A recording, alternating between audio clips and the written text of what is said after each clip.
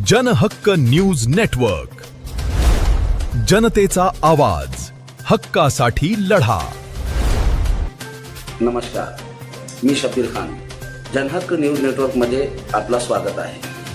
आजपासून आम्ही सुरू करत आहोत एक अत्यंत गंभीर, संवेदनशील आणि जनहिताशी थेट संबंधित विशेष मालिका, NPH धान्य घोटाळा प्रकरण.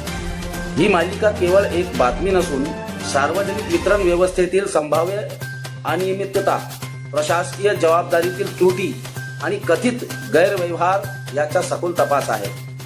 या प्रकरणाची सुरुवात दिनांक 16 जानेवारी 2024 रोजी दाखल झालेल्या अधिकृत तक्रारीपासून झाली.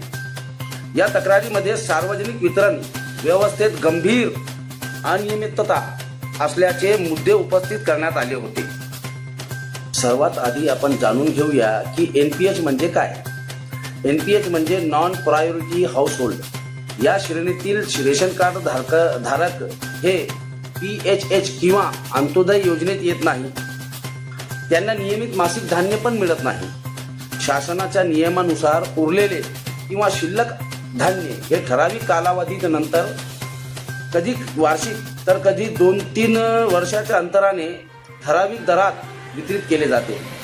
पुसद तालुक्यात हे प्रकरण उघडकीस येण्यापूर्वी NPH योजनेबाबत सामान्य नागरिकांमध्ये स्पष्ट माहितीचा अभाव होता.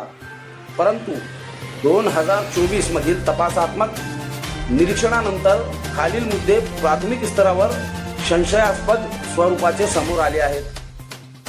एकतर या योजनेबाबत माहितीचा अभाव आणि गैरसमज, वितरण प्रक्रियेत अनियमिततेची शक्यता, प्रशासकीय नियंत्रणातील त्रुटी.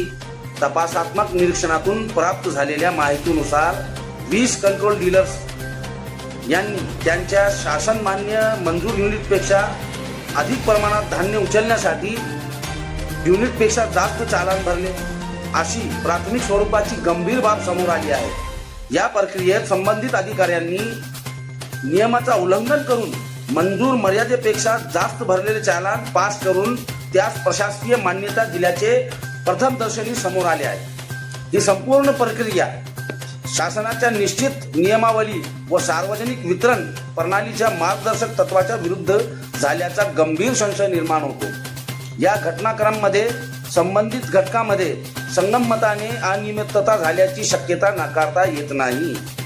तसेच अतिरिक्त प्रमाणात उचलण्यात आलेल्या धान्याचा गैरवापर, बाजारात अवैध विक्री किंवा आर्थिक लाभासाठी त्यांचा अपहार करण्यात आल्याचा गंभीर संशय निर्माण होत आहे.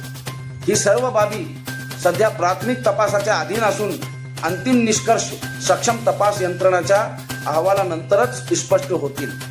या संपूर्ण प्रकरणात काही गंभीर प्रश्न अद्याप अनुत्तरित आहेत. मंजूर युनिटपेक्षा अधिक चालान कसे भरण्यात आले व संबंधित अधिकाऱ्यांनी तो पास कसा केला?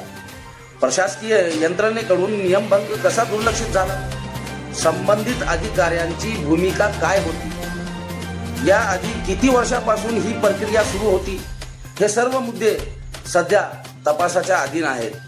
हे प्रकरण जेव्हा उघडकीस आणले त्यावेळेस आलेले फोन कॉल, दबाव, ऑफर्स याबाबतची सविस्तर माहिती पुढील भागात दस्तऐवजी पुराव्यासह सादर केली जाईल. ही माहिती संबंधित प्राप्त तक्रारी, प्रशासनाकडून प्राप्त अधिकृत कागदपत्रे आणि उपलब्ध प्राथमिक दस्तऐवजी पुराव्यासह आधारे सादर करण्यात येत आहे. पुढील भागात आम्ही उघड करणार आहोत कोणत्या डीलरने किती चालान भरले, मंजूर युनिट आणि प्रत्यक्ष उचल यातील तफावत आणि संबंधित अधिकाऱ्यांनी दिलेली मान्यता. ही मालिका जनतेच्या हक्कासाठी, पारदर्शकतेसाठी आणि प्रशासकीय जबाबदारीसाठी सुरू करण्यात आली आहे. अशाच निर्भीड, सत्य आणि पुराव्यावर आधारित बातम्यासाठी पाहत रहा जनहक्क न्यूज नेटवर्क. आमच्या YouTube चॅनलला सबस्क्राईब करा, व्हिडिओला लाईक करा, जास्तीत जास्त शेअर करा आणि हा आवाज जनतेपर्यंत पोहोचवा. जय हिंद, जय महाराष्ट्र. धन्यवाद.